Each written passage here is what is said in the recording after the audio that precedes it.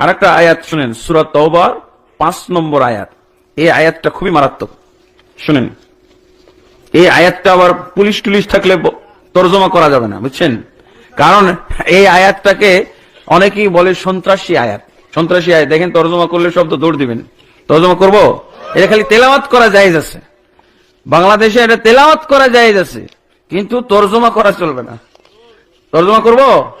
ভয় পাবেন না তো? আচ্ছা, আলহামদুলিল্লাহ। দেখা যাক সূরা তাওবার কয় নম্বর আয়াত? 5 নম্বর আয়াত। এখানে শুনেন কি বলছেন। فَإِذَا انسَلَخَ الْأَشْهُرُ الْحُرُمُ فَاقْتُلُوا الْمُشْرِكِينَ। আল্লাহ তাবারক ওয়া তাআলা বলছেন, যখন হারাম মাসগুলো অতিবাহিত হয়ে যাবে। হারাম মাস চিনেন তো? কয়টা হারাম মাস? আরবিতে 12 মাসের মধ্যে 4টা হলো হারাম মাস। হারাম মানে সম্মানিত মাস। রজব, জুলকাদা, জুলহিজ্জা আর হলো মুহররম। আরবি প্রথম মাস হলো মুহররম, এটা হলো হারাম মাস। এরপরে হলো রজব, 2টা হারাম মাস। এরপরে জুলকাদা, জুলহিজ্জা, এই 4টা হলো হারাম মাস। আল্লাহ কি বলছেন রাসূল সাল্লাল্লাহু আলাইহি ওয়াসাল্লামের উপরে সূরা তাওবা নাযিল করে 5 নম্বর আয়াতে কি নির্দেশ দিচ্ছেন শুনেন। হারাম মাসগুলো অতিবাহিত হয়ে গেলে ফাকতুলুল মুশরিকিন, আপনি আপনার মুমিন বাহিনী, মুমিন সম্প্রদায়কে অর্ডার দিয়ে দেন, তাদেরকে আদেশ দিয়ে দেন, তাদেরকে দায়িত্ব দিয়ে দেন। কি দায়িত্ব? ফাকতুলুল মুশরিকিন, মুশরিকদেরকে হত্যা করো যেখানেই পাও। মুশরিকদেরকে হত্যা করো যেখানেই পাও। যেখানে পাও বলতে কোন কোন জায়গা বাদ আর কোন কোন জায়গা বাদ না, বলেন তো? যেখানেই পাও। আল্লাহ কি বলছেন? যেখানেই পাও মুশরিকদেরকে হত্যা করো। বাংলাদেশে পাও, ইন্ডিয়ায় পাও, মায়ানমারে পাও, আমেরিকায় পাও, ইউরোপে পাও, তাই না? জঙ্গলে পাও, সাগরে পাও, যেখানে পাও বলতে কোন জায়গা বাদ আল্লাহ বলছেন নাকি? মারাত্মক কথা না? হ্যাঁ, মুশরিকদেরকে হত্যা করো যেখানেই পাও। তারপরে দেখেন কি বলছেন।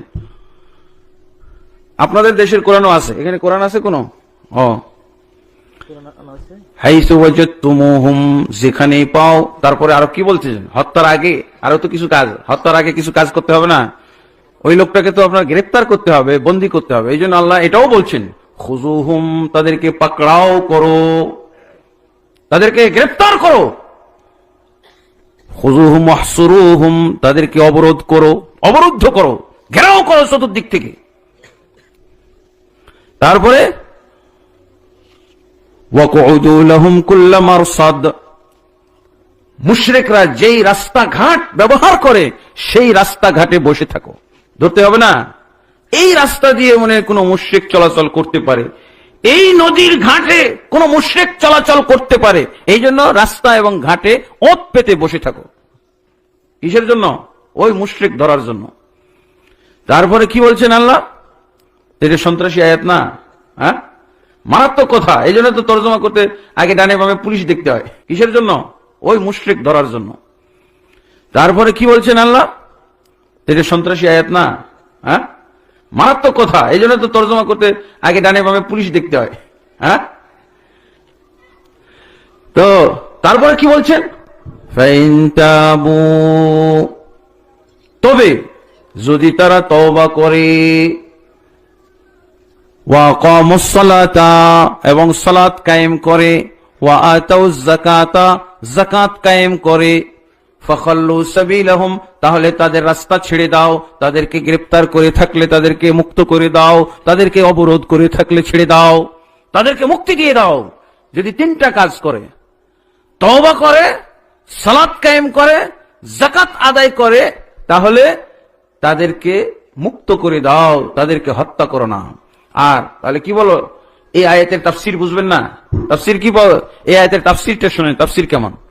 যদি তারা তওবা না করে, যদি তারা সালাত কায়েম না করে, যদি তারা যাকাত আদায় না করে, তাহলে তাদেরকে হত্যা করো, রেহাই দিও না। দেখছেন তাফসীর?